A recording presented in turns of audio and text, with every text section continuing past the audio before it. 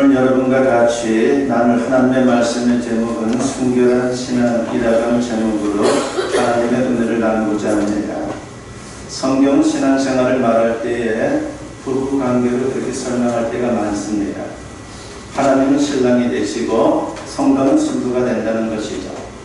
부부관계에서 가장 중요한 게 순결성인 것처럼 신앙생활에서도 순결성이 가장 중요하다고 말합니다. 그래서 성경은 귀가 닳도록 하나님 한 분만 섬기라고 말씀을 합니다. 십계명에서 가장 중요한 제1계명이 바로 그런 말씀이죠. 출애굽기 20장 3절에 보니까 너는 나 외에는 다른 신들을 내게 두지 말라고 했습니다. 그런데 하나님의 선민으로 불리던 구약 이스라엘이 왜 멸망했습니까? 하나님 외에 다른 신을 섬기는 불순한 그런 신앙 때문이었습니다. 입술로는 하나님을 믿는다고 하지만은 마음은 딴 데가 있는 이른바 회색 신앙이 그들에게 문제였습니다. 이런 신앙의 행태를 가지고는 절대로 복된 인생을 살 수가 없다라고 하는 것이 주님의 가르침입니다. 하나님께서 생사화복을 주관하는 절대 주권자이며 만복의 근원자이신데 하나님이 기뻐하지 않는 신앙의 모습을 가지고 어떻게 복된 인생을 기대할 수 있겠습니까? 그러므로 우리는 오직 하나님만 섬기는 순결한 신앙을 추구해야 합니다. 아무쪼록 이 시간 말씀을 통해서 내 자신의 신앙을 먼저 점검해 보시고 순결한 신앙을 잃었다면 회복할 수 있는 그러한 귀한 시간이 되었으면 합니다. 그래서 하나님을 기쁘시게 하고 복된 인생을 사는 우리 모든 성도님들이 되었으면 합니다. 오늘 본문은 구약 이스라엘이 남북으로 분단되어 있던 시대의 기록을 우리에게 알려주고 있습니다. 당시는 북이스라엘 아합왕이 통치하던 시절이었습니다. 그리고 그때 활동하던 선지자가 우리가 잘 아는 엘리야 선지자입니다. 아합은 이스라엘 역사상 가장 사악했던 왕이죠. 이방 베니게 공주 출신인 왕비 이세벨과 함께 하나님을 배반하고 그리고 바알신 숭배에 앞장섰던 사람입니다. 아합과 이세벨의 영향으로 그동안 하나님을 주인과 남편으로 부르던 이스라엘이 이제는 바알신을 주인과 남편으로 섬기게 되는 그런 이상한 현상이 벌어지고 말았습니다. 그렇게 된 이유는 세속적인 욕심 때문입니다. 바알은 비를 내려주고 풍년을 가져다주는 농업의 신이며 그리고 풍요의 신으로 그들은 여겼습니다. 출애굽 후에 광야 생활을 할 때는 여호와 하나님이 도와주셨지만 이제 가나안 땅에서 이제 정착을 하면서 농사를 짓고 살게 됐으니까는 그 땅의 신인 바알신을 섬겨야 된다는 그런 논리를 그들은 갖고 있었던 것입니다. 얼마나 어리석고 한심합니까? 이것을 하나님께서 방치할 수가 없었습니다. 그래서 참다 못해서 이스라엘에게 징벌을 내리게 됩니다. 그게 뭡니까? 3년 이상 지속된 가뭄을 그들에게 내렸습니다.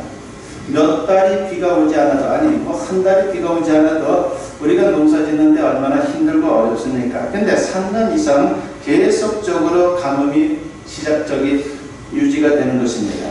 그건 하나님의 심판의 결과죠. 징벌입니다. 그 결과 흉년이 계속되었습니다. 그런 와중에 백성들은 도탄에 빠졌고 민심은 흉흉해졌습니다. 그런데 안타깝고 한심한 것은 아합과 이스라엘 백성들은 그것을 완전히 거꾸로 생각했다는 겁니다. 하나님이 진노하신 건데도 불구하고 엉뚱하게도 바알신이 진노했다라고 그렇게 오해를 했습니다. 가뭄을 하나님의 징계로 받아들여야 그들이 회개하고 바알신으로부터 돌아설 수 있을 텐데 거꾸로 바알신의 진노라 착각하니까 바알을 더 가까이 섬기는 그런 일이 벌어졌습니다. 그래서 이번에는 하나님께서 엘리야를 시켜서 가뭄을 그치고 비를 내리게 됩니다. 비를 주관하고 농사를 잘 되게 하는 것은 바알이 아니라 하나님이시다라고 하는 것을 그들에게 깨닫게 해주고 싶었던 것이죠. 아합왕의 핍박을 피해 은신해 있던 엘리야가 그 과정에서 이제 아합을 만나게 됩니다. 그리고 하나님이 비를 내릴 텐데 그에 앞서서 누가 참 하나님이신지 이번에 한번 결판을 내자고 제안을 하게 되었습니다. 그 당시 아합의 왕궁에는 바알과 아세라 신학교가 있었습니다. 이세벨이 시집을 올 때 데리고 온 자들인데 엘리야는 그들을 갈멜산 꼭대기로 부르라고 말합니다. 그래서 영적 대결을 해보자는 것이죠. 어느 쪽이 살아계신 참 신인지 참 하나님이신지 결판을 내보자는 겁니다. 이른바 갈멜산 결투를 신청한 겁니다. 갈멜산 결투를 신청할 때 엘리야와 아합이 입씨름하는 장면입니다. 본문 17절과 18절 말씀에 보면 엘리야를 볼 때에 아합이 그에게 이르되 이스라엘을 괴롭게 하는 자여 너냐? 그가 대답하되 내가 이스라엘을 괴롭게 하는 것이 아니라 당신과 당신의 아버지의 집이 괴롭게 하였으니 이는 여호와의 명령을 버렸고 당신이 바알들을 따랐음이라 했습니다. 아합은 가문과 흉년이 엘리야가 여호와 신앙을 주장하기 때문에 바알이 진노해서 생긴 것이다 라고 생각을 했습니다. 그래서 엘리야를 가리켜서 이스라엘을 괴롭게 하는 자라고 욕을 했습니다. 너 때문에 이스라엘이 이렇게 고통을 받는다는 것이죠. 우리 바알신이 진노를 해서 이런 일이 벌어졌다는 겁니다. 그러자 엘리야가 외칩니다. 본문 24절에 보면 너희는 너희 신의 이름을 부르라. 나는 여호와의 이름을 부르리니 이에 불러 응답하는 신 그가 하나님이니라. 백성이 다 대답하되 그 말이 옳도다 하니라 했습니다. 450명의 바알 선지자들을 불러놓고 각각 제단을 쌓고 제물을 얹어 놓은 후에 불은 붙이지도 말고 기도해 보자는 겁니다. 그래서 본격적으로 영적인 전투, 영적인 결투가 시작이 되었습니다. 먼저 바알신 선지자들이 기도를 하죠. 아침부터 저녁까지 기도해도 강간무소식입니다. 엘리야가 조롱합니다. 바알이 묵상하냐? 어디 놀러 갔냐? 자냐? 크게 불러보라고 그렇게 조롱을 합니다. 열받은 그들이 광란에 춤을 추고 자해하면서 추수를 펼칩니다. 저녁이 다 됐는데 어떻게 됐습니까? 꽝입니다. 바알신은 불러도 대답 없는 이름이었습니다. 이어서 엘리야가 기도할 차례가 되었죠. 그는 특별한 모양으로 시작합니다. 12개의 돌로 제단을 쌓았는데 이것은 이스라엘의 신앙 회복을 상징하는 행위였습니다. 제단 위에는 나무와 재물을 얹어놓고 거기다가 물을 흥건히 붓습니다. 종종 이방 제사장들이 밑에다가 불을 숨겨놓고 트릭을 쓰는 경우가 있었는데 그런 의심을 배제하기 위해서 그 재물 위에다가 물을 잔뜩 부은 겁니다. 그리고 간절히 기도합니다. 여호와여 응답하소서 유일하신 참 하나님이심을 보여주시옵소서라고 그렇게 기도를 했습니다. 그러자 어떤 일이 벌어집니까? 열왕기상 18장 38절에 보면 이에 여호와의 불이 내려서 번제물과 나무와 돌과 흙을 태우고 또 도랑의 물을 핥은지라고 했습니다.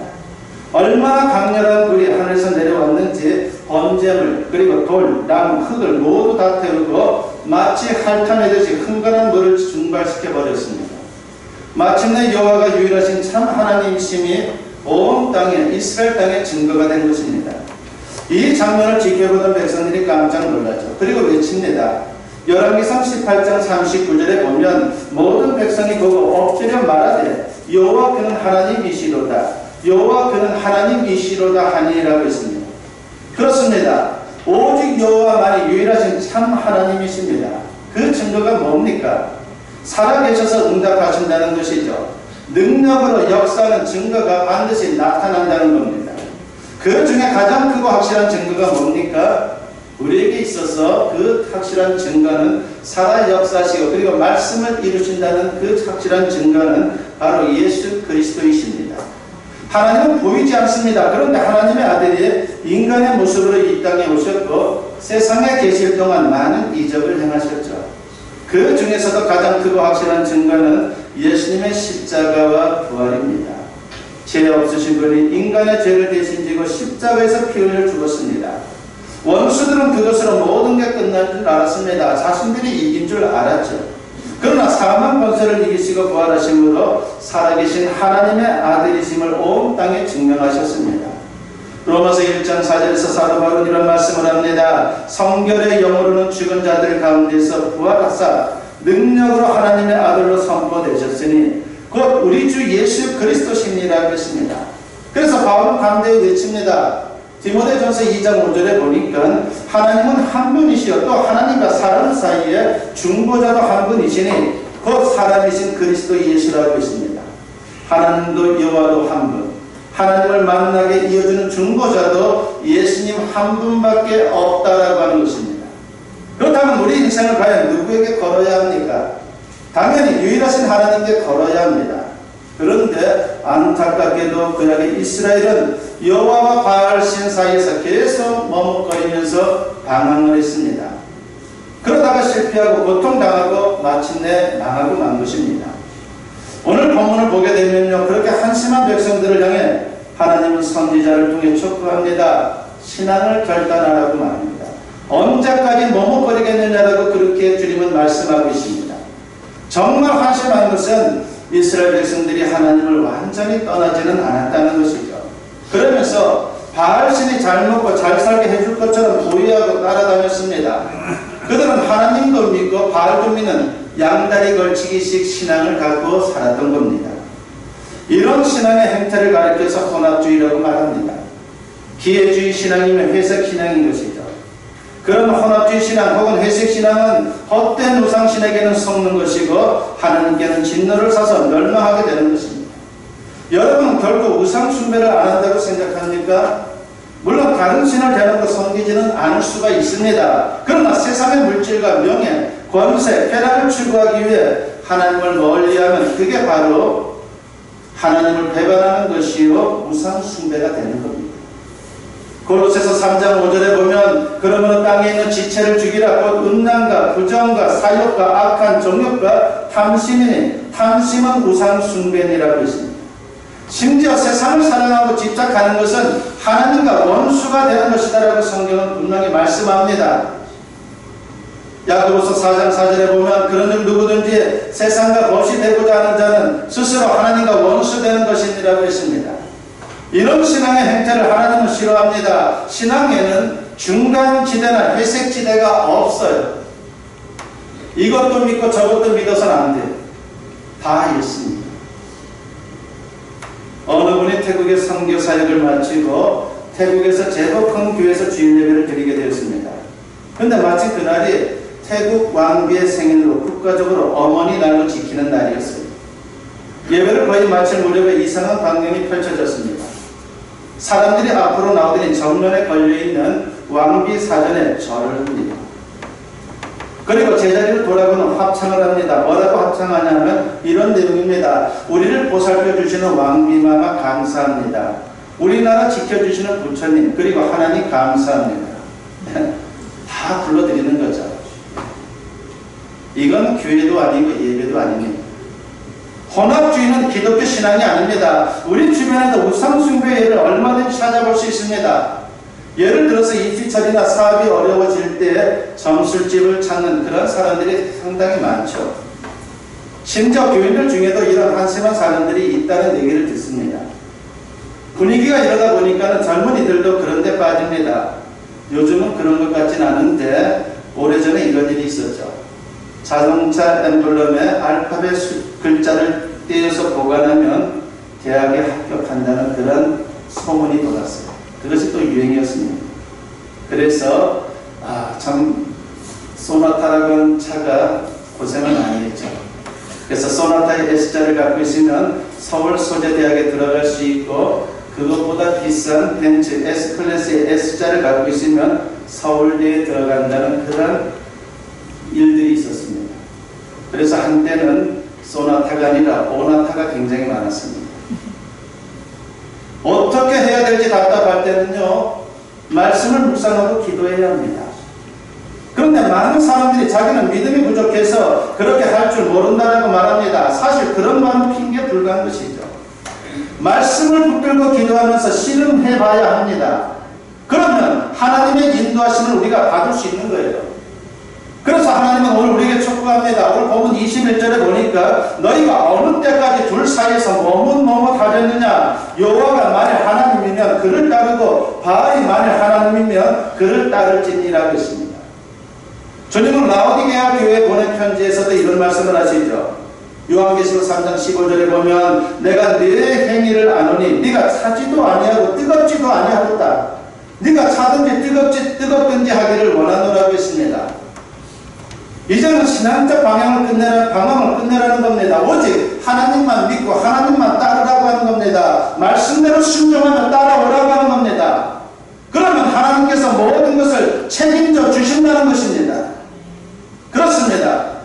오직 하나님만 믿는 순결한 신앙을 결단하면요, 반드시 하나님께서 우리 인생을 책임져 주십니다. 즉 우리에게 영생과 축복을 보장해 주는 겁니다. 죄와 사망에서 구원받고 영생을 얻는 길은 오직 하나님과 그 아들 예수 그리스도를 믿는 것밖에 없죠.